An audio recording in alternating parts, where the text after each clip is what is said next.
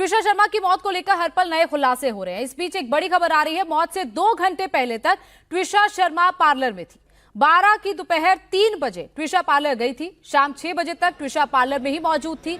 6 बजे वो पार्लर से निकलती है और फिर रात 8 बजे ससुराल की छत पर फंदे में लटका उसका शव मिलता था।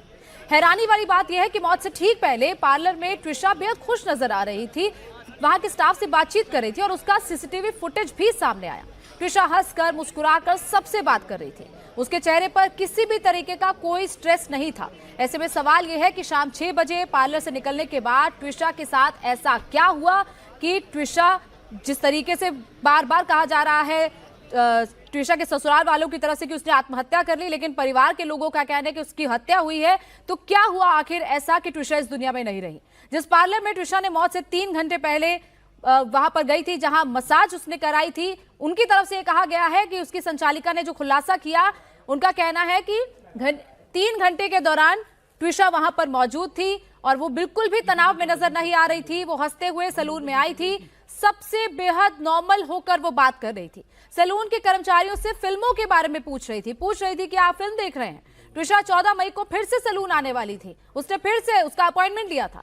13 तारीख को गिरिबाला ने सैलून संचालिका को फोन किया। 13 मई यानी कि ट्विशा की मौत के अगले दिन ट्विशा कब आई थी और पेमेंट कैसे किया, किरण के पूछने पर गिरिबाला ने हैरान करने वाला जवाब दिया।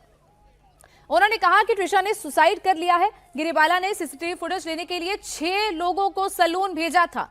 क्या करना था उस सीसीटीवी फुटेज का, विक्रम जी? अगर गिरिबाला सिंह 12 मई को ट्विशा की मौत हो गई है तो गिरिबाला सिंह को 13 मई को वहां पर 6 लोगों को भेजने का क्या मतलब था? वहां की सैलून की फुटेज उनको क्या करनी थी?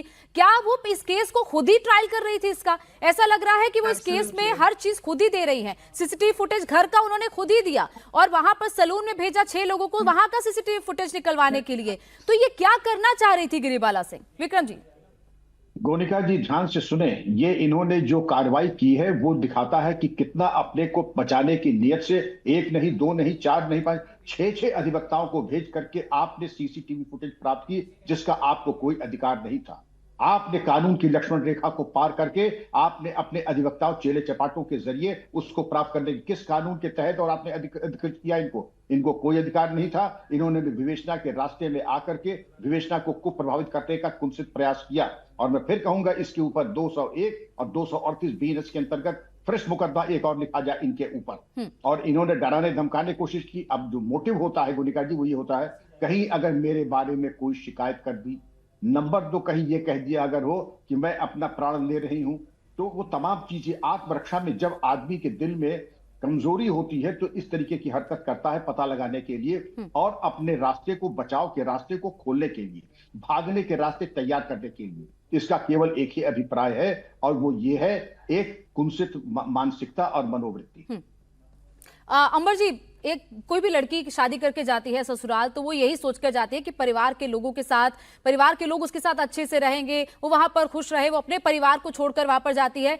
लेकिन ट्विशा की मौत के बाद जैसे उसका कैरेक्टर असैसिनेशन किया गया है, गिरिबाला सिंह ने क्या क्या बातें नहीं कही ट्विशा के बारे में, फिर चाहे वो उसके कैरेक्टर को लेकर हो, उसे पौधों से प्यार नहीं था, वो व्रत नहीं रखती थी, ये तमाम चीजें जो उसके बारे में कही गई हैं, बच्चा उसके पेट में था, उसको लेकर समर्थ की तरफ से सवाल उठाए गए, जो बाकायदा व्हाट्सएप चैट सामने आया है ट्विशा का उसकी मां के साथ, ये सारा कैरेक्टर असैसिनेशन जिस तरीके से उस लड़की का किया गया, आपको लगता है कि इस पूरे मामले में ट्विशा पहले से भी दुखी थी, ट्विशा पहले से भी परेशान थी पिछले 6 महीने से? अगर मेंटालिटी उस लड़की की समझे तो आपको लगता है कि उस पर पहले भी मेंटली तौर पर उसको हरास किया जा रहा था, जिसकी वजह से ये कदम उठाया, या फिर उसके साथ जो हुआ ये सारा उसका नतीजा भी है?